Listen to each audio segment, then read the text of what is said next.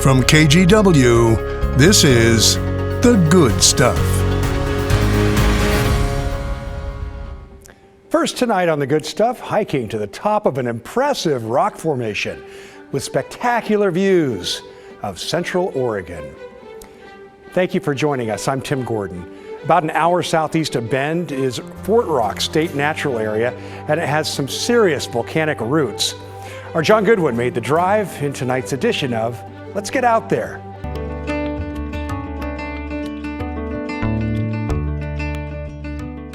Well, if we're going to get out there, let's get way out there, to the middle of Lake County, Oregon. About a 4.5-hour drive from Portland is the impressive Fort Rock State Natural Area. This towering horseshoe-shaped rock formation stands out like a giant bloomin' onion on the Oregon outback.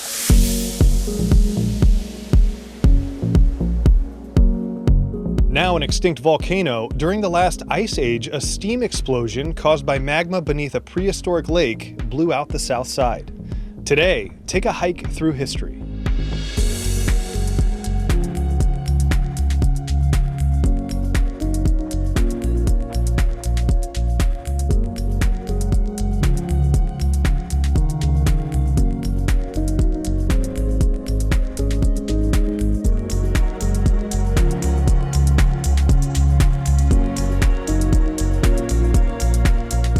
So this trail is really easy. It's only about a mile loop, and we've made it about halfway. We're right here in the middle of Fort Rock, and check out this view.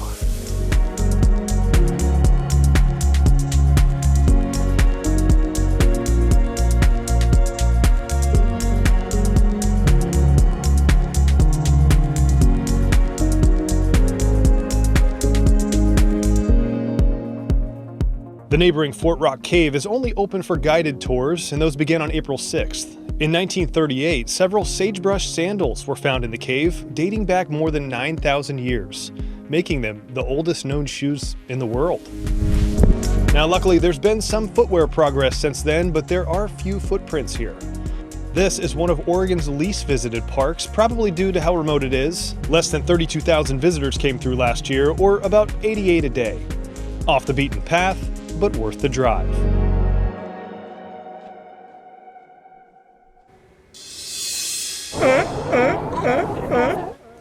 Well, listen to that and check it out. A swarm of sea lions has popped up around Hayden Island in North Portland. While not uncommon for them to be in the Columbia River, those living nearby say it's strange to see so many near their homes and all at once. Well, according to NOAA, the sea lions are likely following smelt upriver, following the food. Those we talked to today say they love admiring the animals from a distance. I just want to say that anybody who can experience this here in Portland, Oregon is very lucky. So they'll be gone, don't know when they'll ever be back, but anybody who sees this, they're blessed like I feel like I am. So thanks for being out here, it's really nice. Well, an interesting sight for many. The sea lions can be, well, an annoyance for fishermen for sure, as they battle for a fresh catch. They do like the salmon as well. Sea lions are federally protected, however. It's illegal to harass or hunt them. Well, the sea lion sightings had us curious about any of your wildlife encounters. So we asked you on Facebook to share your photos of a sighting or two. So Jennifer caught this little bird, nice shot there right outside her front door. It's a cute little bird. And Patty shared this photo of a male ruby-crowned kinglet. She says the crown is red during mating season. And check this other cool picture out from Patty, this one of a pygmy owl she found in Albany. That's a beautiful little owl. Cody got this shot of a hawk he says was eyeballing birds in his yard. Yeah, they like to do that, stay up a little high and look down and see what they can find. That's a nice looking hawk. Veronica got an adorable picture of a baby deer right there. That's a tiny little deer. And hey, I wanted to share this photo from when I saw hundreds of pelicans close to the Tillamook County coast. This is just a little bit of them. It was amazing. There were so many. They're out there feeding on whatever they were eating, probably little fish, I guess. And yeah, it was pretty cool to see them just chilling out there at the beach at Oceanside. Well, you can share your wildlife photos or stories of any of the good stuff happening in your community or for you. Just text us at 503-226-5088 and send those pics in. Or you can email us at thegoodstuff@kgw.com. All right, well, check out this new baby animal, recently hatched at the Oregon Zoo. That right there, my friends, is a Humboldt penguin chick.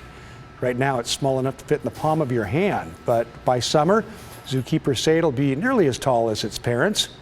It'll take a couple years, though, before it develops the black and white markings on its plumage. Humboldt penguins are considered a vulnerable species. The Oregon Zoo has now hatched 194 of those beautiful little creatures since beginning a breeding program in the 1980s. This chick will be joining the Humboldt colony inside the zoo's penguinarium. That's what they call it. All right, switching to humans now. 2 new Rose Princesses were chosen today at Portland High Schools. First up at Grant, Daniela Gray got the crown.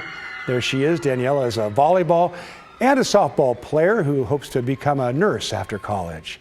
As part of the Rose Court, she'll get to travel around the state now to learn and volunteer at Rose Festival events. But I think that the experience is going to be once in a lifetime, and it's going to teach me a lot of things that I'm not able to experience just kind of an everyday, and it'll give me like new experiences, and it'll help me meet new people and make bonds and friendships that'll last my lifetime, hopefully. That's great, and great smile. And at Cleveland High School today, Zora Forsberg was named princess. There she is. Zora co-chairs the Black Student Union at Cleveland and is part of the National Honor Society. She plans to get a PhD in clinical psychology after high school. Till the gossamer thread you fling catch somewhere, oh my soul. And a big congratulations to another local high schooler. Katie Leinberg was named Oregon's 2024 Poetry Out Loud champion. She received the top score at the state competition in Salem last weekend. The senior from Hillsborough will now represent Oregon in the national competition in Washington, D.C. I'm just so incredibly honored that I was chosen out of all those amazing contestants. I just feel like this is a once in a lifetime opportunity, and I was just in shock and just so excited. Yeah, Katie performed The Pulley by George Herbert, Beginning by James Wright, and A Noiseless Spider by Walt Whitman in the state competition. And also headed to a national competition, it's the Portland Pilots basketball team. In case you missed it on Monday, the women's team stunned nationally ranked Gonzaga, beating them by a point to earn a second straight trip to the NCAA tournament. You know, it was just 2 weeks ago, the Pilots lost to the Gonzaga Bulldogs by 50 points, but they always believed, and now they're back-to-back West Coast Conference champions. Heading to the dance. I think we kind of like that position of being the underdogs and like proving people wrong. We didn't need other people to believe in us, but as long as like our coaching staff and our players were in it together, which we were, that we could be here today. We kind of came into this game saying there's no pressure on us, and like that's the best position to be in when we can play free. Congrats to the Pilots, and they're going to find out who they're going to battle next in the tournament coming up on Selection Sunday this Sunday. Well, next on The Good Stuff, making sure local teens can go to prom in style without having to pay for a new dress. The giveaway happening this weekend when we come back.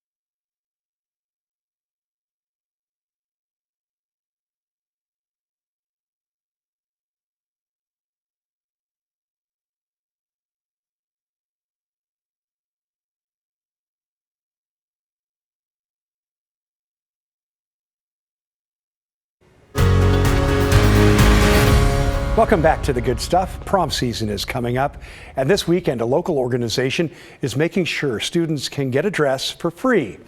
It's the 20th year for the Abby's Closet prom dress giveaway. Drew Carney talked to the organizer this morning on Sunrise. Say hello to members of the Abby's Closet High School Advisory Board. What's up, girls?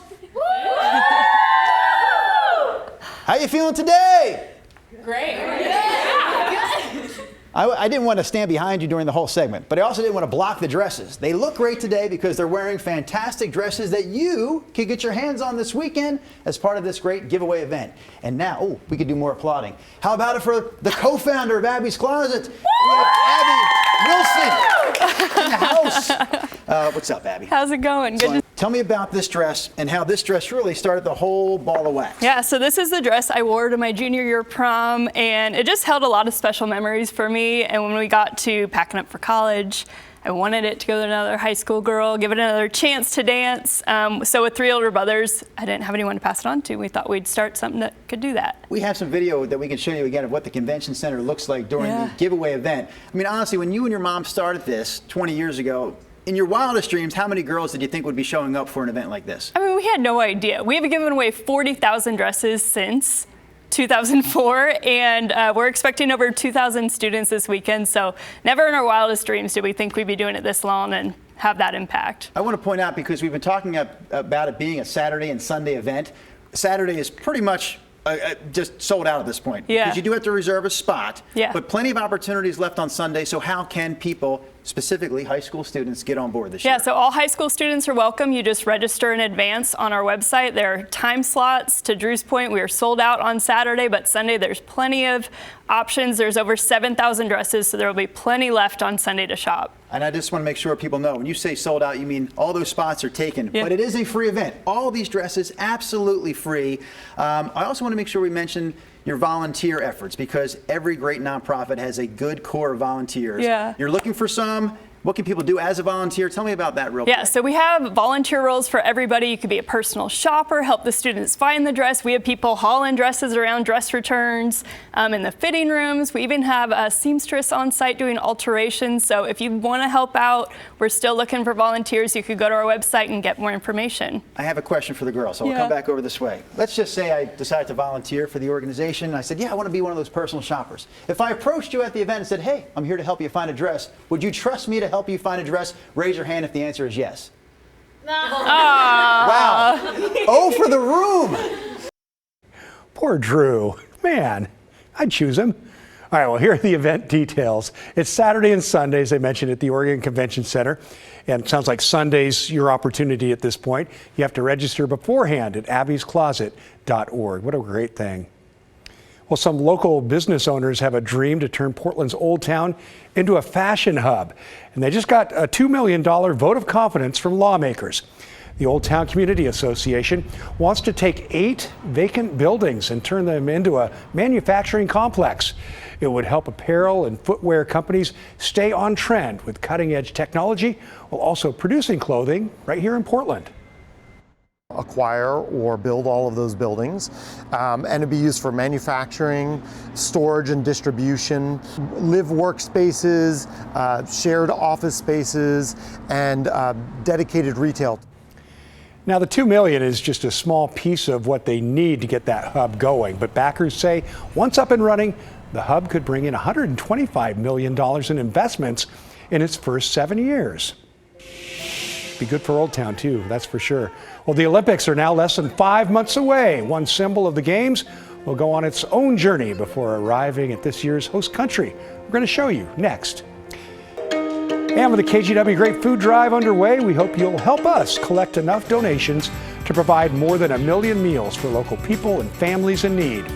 And you can help right now by giving online at kgw.com/food drive. Hey, all this week, local Toyota dealers are going to match the first $10,000 donated. So get in there on that. We also want to thank Rivermark Credit Union, Pacific Office Automation, and Safeway for helping us make this year's drive a big success.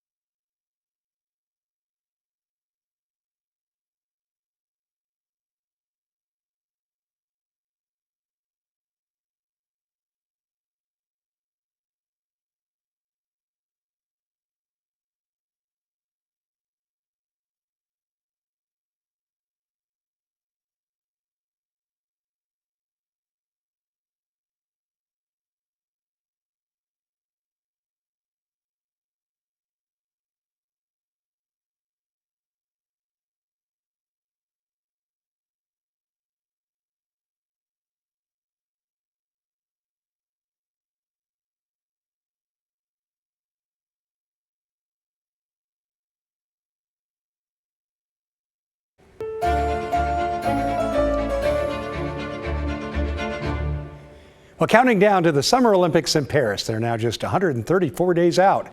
And we're getting a first look at the route for the Olympic torch relay. It'll be lit on April 16th at the birthplace of the Games in Greece and travel thousands of miles before it ends up in Paris for the start of the Games on July 26th. China Green gives us a look. The first torchbearer will start on an 11-day Greek relay at the edge of the Olympic Stadium there. The flame will then be handed over to Paris Games organizers in Athens on April 26, before spending a night at the French embassy at the Greek capital. It will depart the next day for France. The Olympic flame will arrive in Marseille on May 8th, with up to 150,000 people expected to attend the ceremony in the southern city's Old Port before the French leg of the relay begins. The French torch relay will last 68 days, featuring some 10,000 torchbearers. Olympic organizers say the relay will showcase France's beauty and diversity, its history and exceptional landscapes, and its know-how, traditions, and talents. The flame will travel to all parts of France. The relay will light up architectural masterpieces, starting off with the most well-known site of Mont Saint-Michel, and travel to some of the most renowned places, lighthouses, bridges, viaducts, arenas, and more. To honor the history of France, the flame will also visit places of remembrance. It will also cross the Atlantic, the Indian Ocean, and the Pacific as part of the Ocean's Relay to reach 6 French overseas territories: Guadeloupe, Guyana, Martinique, French Polynesia, New Caledonia, and Reunion Island. And it will culminate with the lighting of the Olympic flame at the Games opening ceremony on July 26. Wow, thanks, China. And we now know who's hosting the opening ceremony at the Games this year, and there'll be 3 hosts. They all join Jimmy Fallon on The Tonight Show to break the news. It's an honor to be able to announce for the first time anywhere that this year at the Summer Olympics in Paris, the opening ceremony will be hosted by yours truly, Peyton Manning, and Kelly Clarkson. Yeah, so NBC's Mike Tirico, Peyton Manning, and Kelly Clarkson. There you go. The new hosts won't be the only change to the broadcast this year. The traditional centerpiece of the opening ceremony, the parade of athletes, will be replaced by a flotilla. Dozens of boats carrying the athletes will sail on the River Seine to the foot of the Eiffel Tower. You can, of course, catch the opening ceremony and all the competition starting July 26 right here on KGW. We'll be right back.